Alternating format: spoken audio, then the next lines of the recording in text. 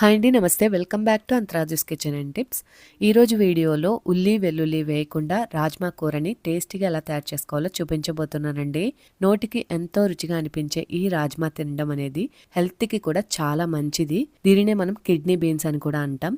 Proteins, పోషకాలు అధికంగా ఉండే ఆహార పదార్థాల్లో ఈ రాజ్మా కూడా ఒకటి.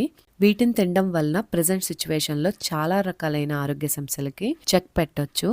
రైస్, పలావ్, రోటీ, చపాతీ ఇలా దేనిలోకైనా కాంబినేషన్గా ఈ కూర చాలా బాగుంటుంది. ఇంట్లో ప్రిపేర్ చేసుకున్నప్పుడు ఈ కర్రీని కాస్త ఎక్కువ క్వాంటిటీలో తీసుకుని రైస్ని కానీ రోటీని కానీ తక్కువగా తీసుకొని తినడం వలన మనకి తొందరగా ఆకలి వేయదు. వెయిట్ లాస్ అవ్వాలనుకున్న వారు ఇలా చేస్తే చాలా మంచిది. ఓకే, కర్రీని ఏ విధంగా ప్రిపేర్ చేసుకోవాలో ఒకసారి చూసేద్దాం. ముందుగా ఇక్కడ నేను 1 కప్పు వరకు రాజ్మాని తీసుకుంటున్నానండి. మార్కెట్లో చాలా రకాలైన రాజ్మానే దొరుకుతుంది. ఇక్కడ నేను చూడడానికి కాస్త పెద్దగా ఉండే రాజ్మాని తీసుకున్నాను. కలర్లో కూడా చేంజెస్ ఉంటాయి.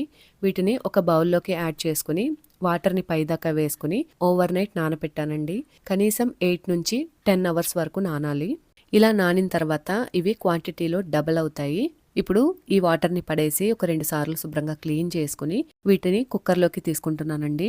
ఇలా ప్రెషర్ కుక్కర్లోకి తీసుకున్న తర్వాత 1 కప్పు రాజ్మాకి 3 నుంచి 4 కప్పుల వరకు వాటర్ని వేసుకుని టేస్ట్కి సరిపడా సాల్ట్ని కూడా యాడ్ చేసుకుని మూతను ఉంచి మీడియం ఫ్లేమ్లో 5 to 6 విజిల్స్ వచ్చే వరకు ఉడికించుకోవాలండి. రాజ్మా మనకి మెత్తగా ఉడికితేనే కర్రీ టేస్ట్ బాగుంటుంది.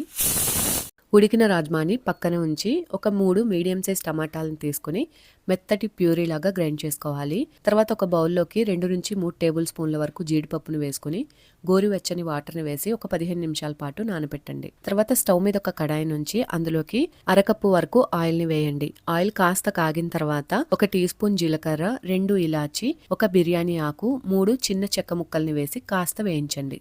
ఇప్పుడు ఇందులోకి 1 టీ స్పూన్ వరకు సన్నగా గ్రేట్ చేసుకున్న అల్లాన్ని వేసుకోండి. మీరు అల్లం కూడా తిన్నట్లయితే అల్లాన్ని కూడా స్కిప్ చేయొచ్చు. అల్లం కాస్త పచ్చివాసన పోయే వరకు వేయించండి.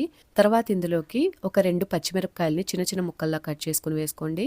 అలాగే కరివేపాకు, ముందు మనం గ్రైండ్ చేసి పక్కన పెట్టుకున్న టమాటో ప్యూరీని కూడా అందులోకి వేసేసి అంతా చక్కగా కలిసేటట్టు మిక్స్ చేసుకుని మూతను ఉంచి ఒక 5 నిమిషాల పాటు మీడియం ఫ్లేమ్లో ఉడికించండి. టమాటా పేస్ట్ ఇలా ఉడికిన తర్వాత ఇప్పుడు ఇందులోకి స్పైసెస్ని యాడ్ చేసుకోవాలండి. ఒక 1/2 టీ స్పూన్ వరకు పసుపు, కొద్దిగా సాల్ట్. మనం బీన్స్ని ఉడికించేటప్పుడు కూడా సాల్ట్ని వేసాం కాబట్టి చూసి యాడ్ చేసుకోవచ్చు.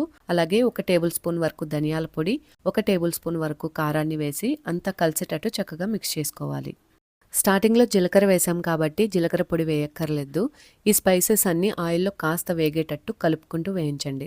ఇప్పుడు ఇందులోకి మనం ముందు ఉడికించి పక్కన పెట్టుకున్న రాజ్మాని వాటర్తో సహా వేసేయండి. ఈ విధంగా రాజ్మాని వేసిన తర్వాత అంతా కలిసేటట్టు ఒకసారి బాగా మిక్స్ చేసుకుని టేస్ట్ని అడ్జస్ట్ చేసుకోండి. ఉప్పు కానీ కారం కానీ ఏవైనా స్పైసెస్ కానీ పడేటట్టయితే ఈ స్టేజ్లో మనం యాడ్ చేసుకోవచ్చు. మీరు ఈ కర్రీలోకి ఒక 2 బంగాళదుంపల్ని పెద్ద ముక్కల్లో కట్ చేసుకుని కూడా వేసుకోవచ్చు. టేస్ట్ బాగుంటుంది. ఇప్పుడు ఇందులోకి కొద్దిగా కొత్తిమీరని కూడా వేసేసుకుని మూతను ఉంచి మీడియం ఫ్లేమ్లో ఒక 10 నిమిషాల పాటు ఉడికించండి. 10 నిమిషాల తర్వాత మూతను తీసి మనం ముందు నానబెట్టి పక్కన పెట్టుకున్న జీడిపప్పు ఉంది కదండి, దాన్ని తగినంత వాటర్ని వేసుకుంటూ మెత్తటి పేస్ట్ లాగా గ్రైండ్ చేసుకుని కర్రీలోకి యాడ్ చేసుకోవాలి. ఈ జీడిపప్పు పేస్ట్ వేయడం వల్ల కర్రీ టేస్ట్ చాలా రిచ్గా ఉంటుందండి. దీని ప్లేస్లో మీరు పెరుగునైనా తీసుకోవచ్చు, లేదా పాలపైన మేగడ ఉంటుంది కదా, అలా క్రీమ్నైనా తీసుకోవచ్చు. పెరుగుని వేసేటట్లయితే మనం స్టార్టింగ్లోనే వేసేసేయాలి. ఈ విధంగా కర్రీలోకి ఒక 1/2 టీ స్పూన్ వరకు గరం మసాలాను కూడా వేస్తున్నానండి. కర్రీ అడుగు పట్టకుండా దగ్గరే ఉండి కలుపుకుంటూ ఉడికించుకోవాలి. ఇప్పుడు ఫైనల్గా అందులోకి 1 టీ స్పూన్ వరకు కసూరి మేతిని ఈ విధంగా మెత్తటి పొడిలాగా చేసుకుని వేసుకోవాలండి. కర్రీలోకి కసూరి మేతి వేయడం వల్ల మంచి ఫ్లేవర్ అయితే యాడ్ అవుతుంది. గ్రేవీ కన్సిస్టెన్సీ ఎట్లా ఉండాలో చూసుకుని అట్లా స్టవ్ ఆఫ్ చేసేసుకుంటే సరిపోతుంది. చూస్తున్నారు కదండి, మనకి ఈ రాజ్మా కూడా చాలా చక్కగా ఉడికిపోయింది. ఇలా ఉడకాలి. పలుకు లేకుండా ఉడికినట్లయితేనే కర్రీ టేస్ట్ చాలా బాగుంటుంది. ఉల్లి వెల్లుల్లి వేయకుండా రాజ్మా కర్రీని ఈజీగా ప్రిపేర్ చేసేసుకున్నాం కదా. ఈజీనే కాదండి, టేస్టీ అలాగే హెల్తీ కూడా. వీక్లో ఒక్కసారైనా రాజ్మా కర్రీ ఉండేలా చూసుకోండి. రోటీ, చపాతీ, పుల్కా, బిర్యానీ, పలావ్ ఇలా వేటిలోకైనా కాంబినేషన్గా ఈ కర్రీ చాలా బాగుంటుందండి. నార్మల్ రైస్తో కూడా.